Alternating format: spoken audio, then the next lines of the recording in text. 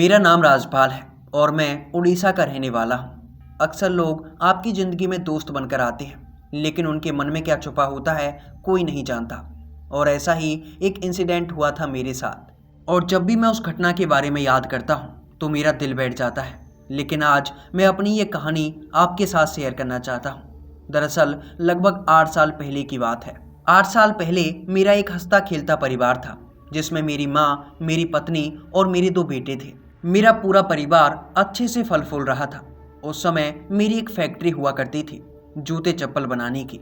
मेरी फैक्ट्री का काम भी अच्छा चल रहा था। लेकिन एक दिन मेरा जो पुराना मैनेजर था उसने मुझसे कहा, बेटा राजपाल, अब मेरी उम्र हो चली है और मैं अब अपनी बीवी बच्चों के साथ रहना चाहता हूँ। इसलिए तुम कोई नया मैनेजर ढूंढ लो, क्योंकि मैं कल से काम पर नहीं आऊँगा।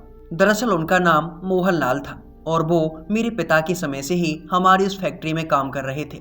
मेरे पिता की मौत 10 साल पहले हो चुकी थी, लेकिन उसके बाद भी मोहन लाल जी हमारे साथ जुड़े रहे।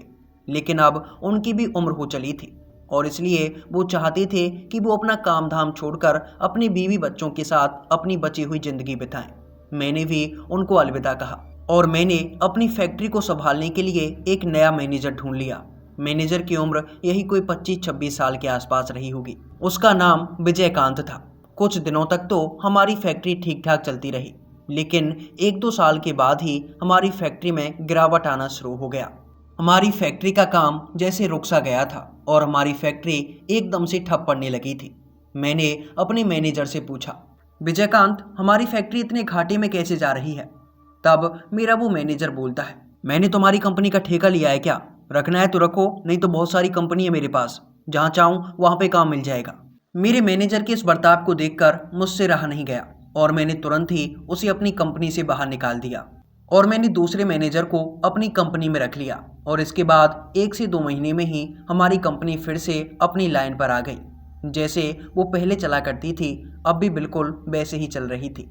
अब तक तो सब कुछ ठीक चल रहा था, लेकिन एक दिन की बात है, मैं अपने घर के अंदर सोया हुआ था कि तभी मेरा छोटा बेटा पीयूष मेरे पास आता है और एकदम से रोने लगता है। पीयूष रोते हुए मुझसे कहने लगा, पापा, मेरे रूम में कोई और भी था जो कि मेरे साथ सो रहा था। इसके बाद मैंने अपने बेटे से कहा, अरे नहीं बेटा पीयूष, तुम्हें कोई वहम हुआ होगा, भला तुम्हारे कमरे में कौन हो सकता है?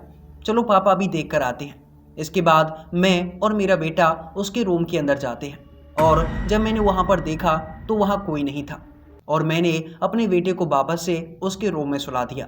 लेकिन उस रात के बाद न जाने कैसे पर मेरे बेटे की तबीयत अचानक से बिगड़ने लगी। दिन ब दिन मेरा बेटा पीयूष सूखता जा रहा था। उसने खाना पीना भी बंद कर दिया था। वो रात भर चिल्लाता रहता, मानो कि उसको कोई दिखाई देता था। मेरे बेटे की बिगड़ती हुई तबीयत को देखकर मैंने उसे डॉक्टरों के पास ले जाना शुरू कर दिया। न जाने कितने ही डॉक्टरों को मैंने अपने बेटे को दिखाया और मैं बार बार डॉक्टरों को दिखाता रहा, लेकिन मेरे बेटे की तबीयत में कोई भी फर्क नहीं दिखा। मेरे बेटे ने खाना पीना बिल्कुल छोड़ दिया था। अब इस हालत में रहते हुए मेरे बेटे को 25 दिन बीत चुके थे और इन 25 दिनों के अंदर मेरे बेटे का वजन लगभग 15 किलो के आसपास रह गया था। जहां पहले मेरा बेटा लगभग 35 किलो के आसपास का था, वहीं अब वो 15 किलो के आसपास ही रह गया था। उसका घटता हुआ वजन देखकर मुझे मन ही मन में दुख होता। मुझे ऐसा लग रहा था कि शायद मैं अपने बेटे को नहीं बचा पाऊंगा, क्योंकि मैं अब तक बड़े से बड़े डॉक्टरों को अपने बेटे को दिखा चुका था। इस दौरान सबसे हैरानी की बात यह थी कि जब भी मैं अपने बेटे को किसी डॉक्टर के पास लेकर जाता और उसका चेकअप करवाता तो डॉक्टर बताते कि इसमें सब कुछ नॉर्मल है। मैंने बड़े से बड़े डॉक्टर को अपने बेटे को दिखाया, लेकिन किसी के भी हाथ कोई बीमारी नहीं आई। मेरे बेटे की इस हालत को देखकर डॉक्टर खुद भी परेशान थे, क्योंकि जो लड़का समय पर खाना खा रहा है, चल फिर रहा है, आखिर उसकी तबीयत इतनी दिन ब दिन क्यों बिगड़ती जा रही है? उसका वजन किस कारण से घट रहा है? ये डॉक्टर भी अब तक नहीं समझ पा रहे थे। 28वें दिन मेरा बेटा एकदम से रोने लगता है, रोते रोते जैसे वो किसी को देखकर डर भी रहा था। मैंने मेरे बेटे से पूछा, क्या हुआ बेटा, तुम रो क्यों रहे हो? तब मेरा बेटा रोकर कहता है कि वो मेरे सामने खड़ी है और वो मुझे मारना चाहती है। मैंने रोते हुए अपने बेटे से कहा, कौन कौन मारना चाहता है तुम्हें? मुझे बताओ तुम्हें कौन मारना चाहता है? लेकिन इतना सब कहने के बाद ही मेरा बेटा एकदम से बेहोश हो गया। 29वें दिन भी वो इसी तरह से रो रहा था और आखिरकार 30वें दिन तड़प तड़प कर उसकी मौत हो गई। लेकिन डॉक्टर्स और मैं हम ये नहीं समझ पाए थे कि आखिर मेरी बेटी की मौत कैसे हुई है। भगवान की इच्छा समझकर मैं और मेरा पूरा परिवार इस सदमे को सह गया। लेकिन इस घटना के लगभग 10वें दिन के बाद ही मेरी पत्नी की भी तबीयत एकदम से खराब होने लगी। वो भी मेरे बच्चे की तरह ही एकदम से डरने लगी। वो मुझसे बार बार कहती कि मेरे कमरे में कोई है जो कि मेरे साथ है। और धीरे धीरे करके दिन बीतते गए और मेरी पत्नी की भी हालत मेरे बेटे जैसी हो गई। वो भी एकदम से सूखने लगी। सब कुछ खाने पीने के बावजूद भी उसका शरीर तेजी से घटता जा रहा था। ये सब ना तो डॉक्टर समझ पा रहे थे और ना ही मैं। एक दिन मैं और मेरी माँ आपस में बातें कर रहे थे कि पता नहीं माँ, ये सब क्या हो गया है। रीता को अचानक से क्या हो गया है। मेरा बेटा भी ऐसे ही मारा गया और लगता है मैं अपनी पत्नी को भी नहीं बचा पाऊंगा। तब मेरी माँ रोते हुए मुझसे कहती है, बेटा तुमने डॉक्टरों के पास बहुत दिखा लिया, अब तुम्हें किसी मंदिर में दिखा लेना चाहिए। हो सकता है कि भगवान तुम्हारी पत्नी की रक्षा कर लें। अपनी माँ की बात मानकर मैं एक मंदिर के पंडित जी से मिला और मैंने पंडित जी को अपनी पत्नी के बारे में बताया। मैंने पंडित जी से कहा कि इसी तरह से मेरे बेटे की भी मौत हो चुकी है और अब हो सकता है कि मेरी पत्नी की भी मौत हो जाए। मैंने पंडित जी से कहा कि कृपया करके आप मेरी पत्नी को बचा लीजिए। तब पंडित जी ने मुझे बताया कि देखो, तुम्हारे घर के ऊपर जो समस्या है वो बहुत बड़ी है, मैं चाहकर भी उसका निदान नहीं कर सकता। तब पंडित जी ने मुझे बताया कि तुम्हारे घर पर गूंगन मसानी को छोड़ा गया है और गूंगन मसानी एक ऐसी शक्ति है जिसे अगर किसी इंसान के ऊपर छोड़ दिया जाए तो उस इंसान का बचना नामुमकिन हो जाता है। पहले उसे तुम्हारे बच्चे के ऊपर छोड़ा गया था और अब उसे तुम्हारी पत्नी के ऊपर छोड़ा गया है और जैसे ही तुम्हारी पत्नी की मृत्यु होगी अगली बारी तुम्हारे बड़े बेटे की है और धीरे धीरे करके तुम्हारा पूरा परिवार इसी तरीके से मारा जाएगा। मैंने डरते हुए पंडित जी से कहा, महाराज गूंगन मसानी क्या होती है? गूंगन मसानी और किसी ने मेरे ऊपर क्यों छोड़ा है महाराज? तब पंडित जी ने मुझे बताया कि जो मसान साधना होती है उसमें काफ़ी सारी मसानों को सिद्ध किया जाता है, जिसमें एक प्रकार की शक्ति गूंगन मसानी भी होती है।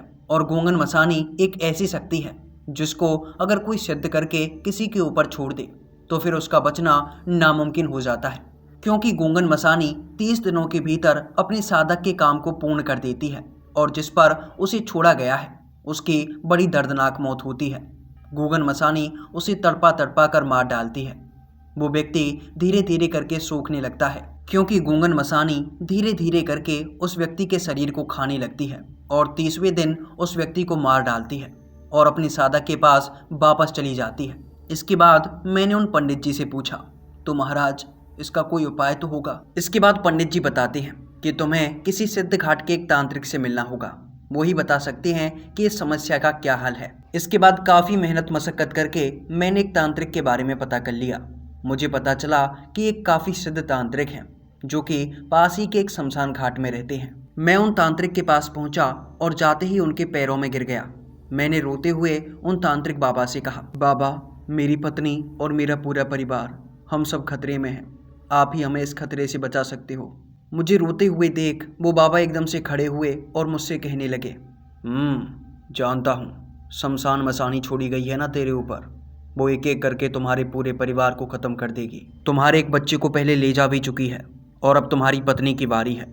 समय पर निदान नहीं किया गया तो तुम्हारा पूरा परिवार समाप्त हो जाएगा।